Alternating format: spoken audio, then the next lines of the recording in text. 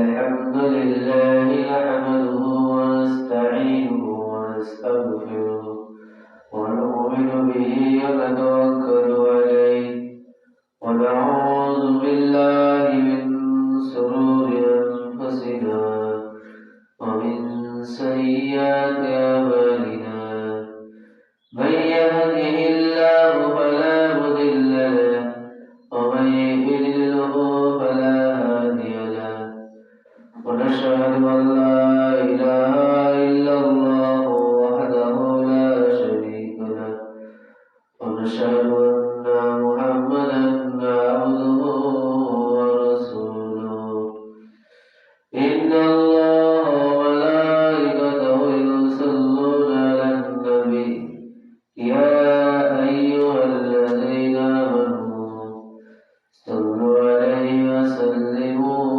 تسليما اللهم صل على سيدنا مولانا محمد وعلى آل سيدنا مولانا محمد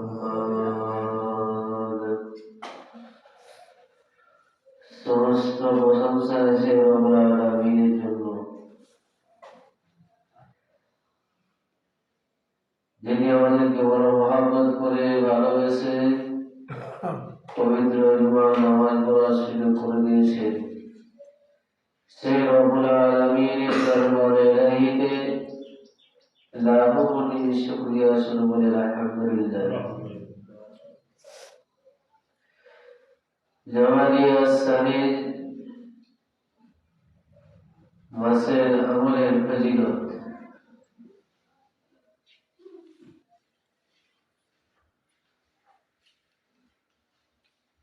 এই মাসে কেউ যদি দুই রাকাত করে নিয়ত করে 12 রাকাত নামাজ আদায় করে সূরা ফাতিহার সাথে সূরা ইখলাস শরীফ 11 বার,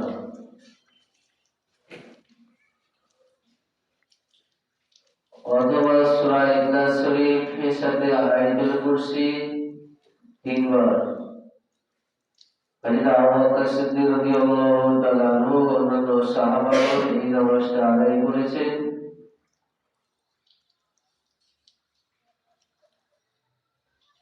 এই নামাজের ওসিলায় তার ঈমান ও আমল মজবুত হবে। যদি কেউ এই মাসের শেষ 10 দিন 10টি রোজা রেখে 10 দিন 2 রাকাত করে নফল নামাজ আদায় করে, সূরা ফাতিহার সাথে সূরা ইখলাস শরীফ 3 বার এই নিয়মে আদায় করে, তার সমস্ত সগীরা গুনাহকে আল্লাহ মাফ করে দেবেন।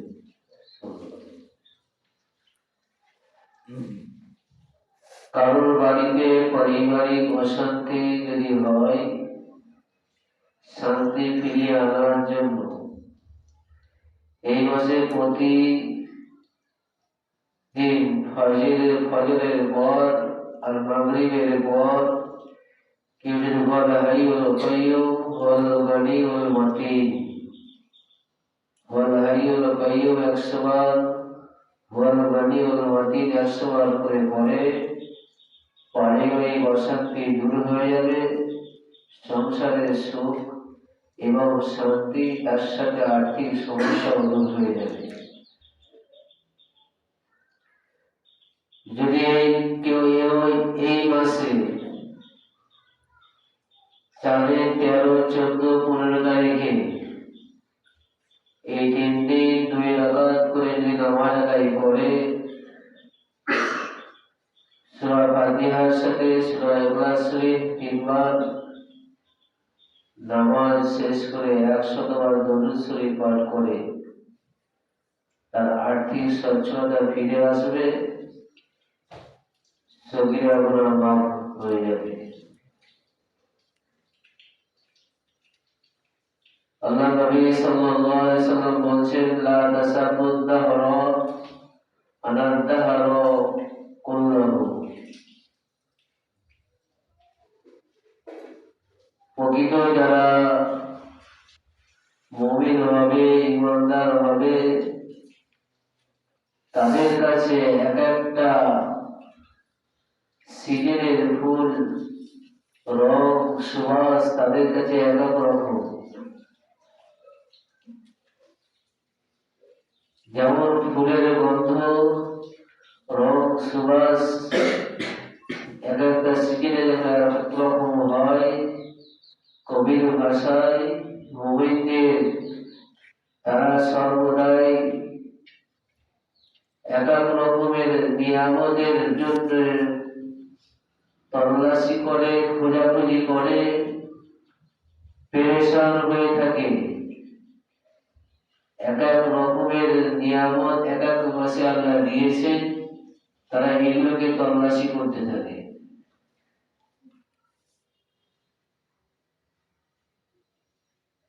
সময়, মাস, বছর, দিন এগুলো দুনিয়ার সৃষ্টির আগে থেকে আল্লাহ সৃষ্টি করেছেন। এগুলো এক একটা রকম নিয়ামত। এগুলোর প্রতি যারা গুরুত্ব দেয়, যারা এর প্রতি আনন্দ অনুভব করে, খুশি অনুভব করে, শুকর আদায় করে, আল্লাহ পাক রব্বুল আলামিন তাদের উপরে বেশি বেশি পরিমাণে খুশি থাকে, তাদের উপরে নিয়ামতের শুকরানা আল্লাহ দেন। আমি শুকরিয়া আদায় করছি, আল্লাহ শুকরিয়া আদায়, আল্লাহ শুকরিয়া আদায় কি? বান্দার উপরে রহমতের দৃষ্টিতে তাকানো, বান্দার উপরে রহমত নাজিল করা, বান্দার মুসিবতকে দূর করা, এগুলো আল্লাহ শুকরানা। আমি শুধু একবার বলছি আলহামদুলিল্লাহ, আজকের দিনটা আল্লাহ আমাকে সুষ্ঠুভাবেই রেখেছে। না আমাকে হসপিটালে যেতে হয়েছে, না আমাকে অসুস্থ ডাক্তারখানা যেতে হয়েছে, না আমাকে পেরেশানি হয়ে আমার বাড়ি থেকে আমার গচ্ছিত টাকা বেফুলজ খরচ হয়েছে, না আমাকে কোনো কঠিন মুসিবতে পড়তে হয়েছে, না আমাকে কেউ অপমানিত করেছে। এর জন্য আলহামদুলিল্লাহ শুধু একবার বলেছি। এরই বলার জন্য আল্লাহ পাক খুশি হয়ে ওই বান্দার উপরে সে তার শুকরানা আদায় করেছেন, তার উপরে মুসিবত দূর করে দিয়েছে।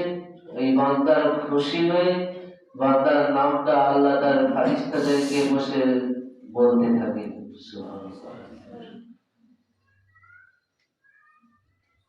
এর মধ্যে কিছু আছে আমরা সময়কে গালি দিই। লা তাসাবুদ্দুহরা আলা দুহরা কুল্লাহু। রাসূল পাক সাল্লাল্লাহু আলাইহি ওয়াসাল্লাম বলেন, আল্লাহ বলেছেন যারা সময়কে গালি দেয়, মূলত আমি আল্লাহ আমাকে গালি দিল। তাহলে আমরা জেনে হোক না জেনে হোক, বুঝে হোক না বুঝে হোক, আমরা আল্লাহকে গালি দিতে থাকি। কিরকম? আমরা বলি পানি হওয়ার কি এখন আর সময় হলো না, এক্ষুনি পানি হতে হবে। এটা মূলত আল্লাহকে গালি দেওয়া। এত পানি কি হচ্ছে না, দিনের বেলায় হলে রাতের বেলায় হতে পারে না, এটা হলো আল্লাহকে গালি দেওয়া। আমার সময়টা প্রচুর খারাপ যাচ্ছে, এটা আল্লাহকে গালি দেওয়া। আল্লাহ বলছেন বান্দারা আমাকে গালি দেয়, কিন্তু এই সময় তো আমি আল্লাহ সৃষ্টি করেছি, এরা মূলত আমাকেই গালি দিল। তাহলে আমরা এমন কথা এমন জবান দিয়ে বলবো না যেটার দ্বারাই আমাদের আল্লাহকে গালি দেওয়া হলো।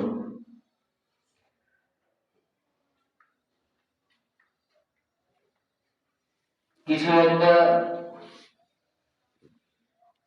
যেমন ধরে কেউ ইন্তেকাল করলো,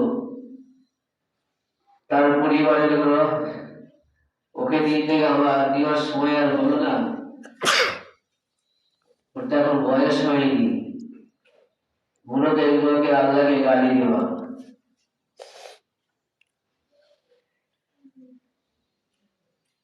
যে সময়ে যেটার প্রয়োজন আল্লাহ সেটা ঘটান, বান্দার তাৎক্ষণিক হয়তো ক্ষতি, কিন্তু এর পরিবর্তে তার উপকারটাই বেশি।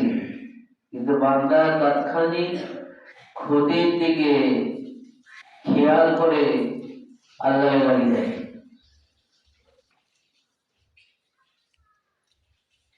প্রচন্ড রোদ, এখন একটু হাওয়া হলে ভালো হতো না, ছায়া হলে ভালো হতো না, এত রোদ ভালো লাগে আমরা বলি, কিন্তু এগুলো সমস্ত আল্লাহকে গালি দেওয়া। খুব সতর্কতার সাথে আমরা কথা বলবো, ভেবে কথা বলবো, বুঝে বলবো। যে কোনো কথা মুখ দিয়ে বাইর হলে সেটা আর ফিরে আসে না। যদি আল্লাহ তার গালিটা যদি পছন্দ না করেন, তাহলে আমরা মানুষকে হয়ে কত রকম গালি দিই। কেউ যদি কোন জবান দিয়ে কোন গালিমূলক খারাপ কথা বেরিয়ে যায়, সেই জবানটা 70 দিন নাপাক থাকে। আর এই 70 দিন নাপাক অবস্থায় তার ইবাদত আমল কেমন কাজে আসবে? আমরা আমাদের সন্তানের সামনে এমন গালিগালাজ করি, যে গালিটা, যে খারাপ কথাটা মূলত আমার সন্তানের দিকে না গিয়ে আমার পিতা মাতা তাদের দিকে ফিরে যায়। আমরা ভাবতে পারি না, বুঝতে পারি না। কিন্তু সেই সন্তানটা যখন একটু বড় হয়, সেই গালটা সে শিখে আবার ঘুরিয়ে সেই মাকে গালি দিচ্ছে। তখন আমরা যে বলি ইমাম সাহেবের কাছে বা কোনো গুরুজনের কাছে গিয়ে বলি একটা তাবিজ দাও কি পানি মারা, সেটা গালি দেয়। কিন্তু শিখলো কোথা থেকে? এটা টিউশনি করে শিক্ষা অর্জন করে নেই, স্কুলে নয়। তাহলে এগুলো তো আমাদের কাছ থেকে শিখেছে, আর এখন বড় ভাই যখন আমাদেরকে গালি দিচ্ছে, আমাদেরকে সেটা খারাপ লাগছে। যে গালি স্বয়ং আল্লাহ পছন্দ করেন না, তাহলে আমরা বান্দা হয়ে মানুষকে গালি দেওয়া, মা তার বেটাকে, বেটা তার বাপকে, ভাই ভাইকে এইরকম গালি গালাজ দিয়ে থাকে, যেগুলোর বসে আমাদের জবানগুলো নাপাক হয়ে যায়। আবার ওই জবান 70 দিন পর্যন্ত নাপাক থাকে, আমরা এসে আবার আল্লাহর কাছে সেজদায় যাই।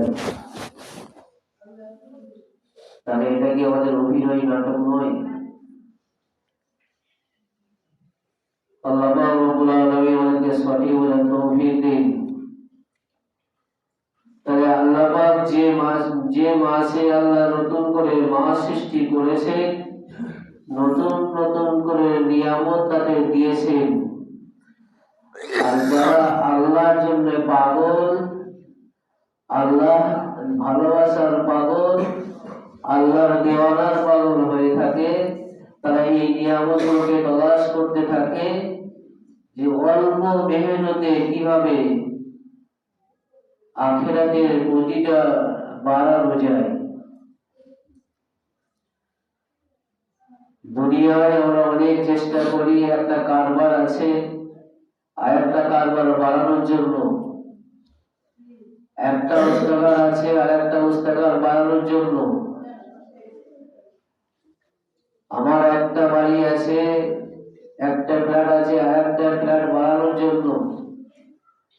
দুনিয়াটা যখন আমাদের ভালোর জন্য হচ্ছে, রব্বানা আতিনা ফিদ দুনিয়া হাসানা, দুনিয়াটা যখন ভালো হচ্ছে, তার পাশাপাশি শুধু আমরা ফরজ নামাজ, ফরজ রোজাকে নিয়ে পড়ে আছি, এটাও এই আখিরাতের রাস্তার জন্য নতুন নতুন যে আল্লাহ পাক নিয়ামত দিচ্ছে, সেগুলোকে তল্লাশ করা তো প্রকৃত ইমানদার মুসলমানের ইমান আর দাবিদারের কাজ। শুধু ফরজ নামাজ, ফরজ রোজা, ফরজ যাকাত, ফরজ হজ, এরপরেও যে আল্লাহ নিয়ামত দিয়েছেন, দুনিয়ায় যেমন একটা কারবারে তো ব্যবসা ভালোই চলছে, সংসার চলছে, একটা ফ্ল্যাটে তো ভালোই চলছে, আর একটা ফ্ল্যাট কেন করছি? দুনিয়াটাকে যখন আরো নতুন নতুন করে কারবার বাড়ানো হচ্ছে, উস্তাকার বাড়ানো হচ্ছে, ফ্ল্যাট বাড়ানো হচ্ছে, ঠিক সেই রকম আখিরাতের ফ্ল্যাট বাড়ানোর জন্য, আখিরাতের সুন্দর মহল তৈরি করার জন্য শুধু ফরজ কাজের মধ্যে সীমাবদ্ধ নয়। আল্লাহ আমাদেরকে সঠিক বোঝার তৌফিক দিন এবং আমাদেরকে ওই সমস্ত জবান থেকে হেফাজত করুন যেগুলো দ্বারা আমাদের আখিরাতের ক্ষতি এবং আল্লাহকে স্বয়ং গালি দেওয়া হয়ে যায়। আল্লাহ আমাদেরকে হেফাজত করে আমাদের কবুল আল্লাহুম্মা আমিন। আলহামদুলিল্লাহি রাব্বিল আলামিন।